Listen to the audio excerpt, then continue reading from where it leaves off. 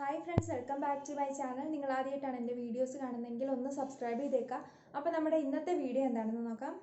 അപ്പോൾ ഇന്നത്തെ എൻ്റെ വീഡിയോയിൽ പറയുന്നത് ബിഗിനേഴ്സിന് പറ്റിയ ഏറ്റവും സിമ്പിൾ ആയിട്ടുള്ള 4 യോഗാസനങ്ങൾ ഏതൊക്കെയാണെന്നാണ്.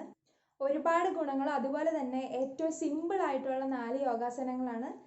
അപ്പോൾ നമുക്ക് അതെങ്ങനെയാണ് ചെയ്യുന്നതെന്ന് നോക്കാം. വന്നിട്ട് ബദ്ധകോണാസനമാണ്.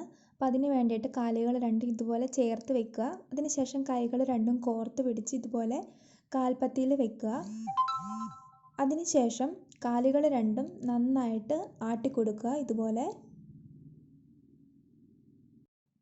തുടക്കക്കാർക്കാവുമ്പോൾ അധികം ബുദ്ധിമുട്ടില്ലാതെ തന്നെ ഈ ഒരു യോഗാസനം വളരെ എളുപ്പത്തിൽ ചെയ്യാവുന്നതാണ്. അപ്പോൾ ഇതിൻ്റെയൊക്കെ ഗുണങ്ങളും കാര്യങ്ങളും എല്ലാം ഞാൻ ഡിസ്ക്രിപ്ഷൻ ബോക്സിൽ കൊടുത്തിട്ടുണ്ട്.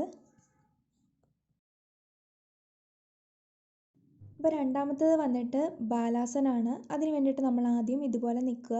അതിനുശേഷം ഉപ്പൂറ്റിയിലായിട്ട് ഇരിക്കുക. അതിനുശേഷം കൈകൾ രണ്ടും മുന്നിലേക്ക് വെച്ച് നമ്മുടെ നെറ്റി തറയിൽ മുട്ടിക്കുക. ആ ഒരു പൊസിഷനിൽ കുറച്ച് നേരം ഇരിക്കുക. ഇത് നമുക്ക് അധികം ബുദ്ധിമുട്ടില്ലാതെ തന്നെ ചെയ്യാൻ സാധിക്കും.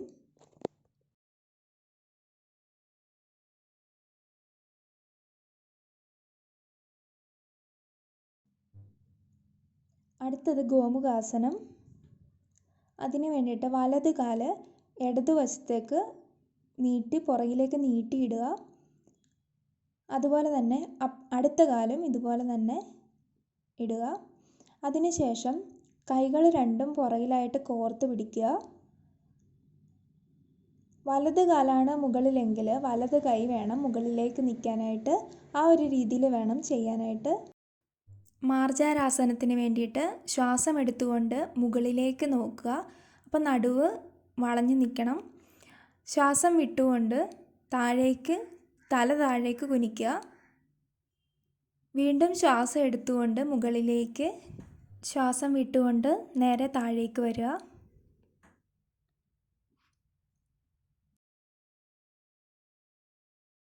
അപ്പോൾ ഞാൻ ഈ കാണിച്ച ഈ 4 യോഗാസനങ്ങളും വളരെ സിമ്പിളായിട്ട് ബിഗിനേഴ്സിന് തുടങ്ങാനായിട്ട് സാധിക്കുന്നതാണ്.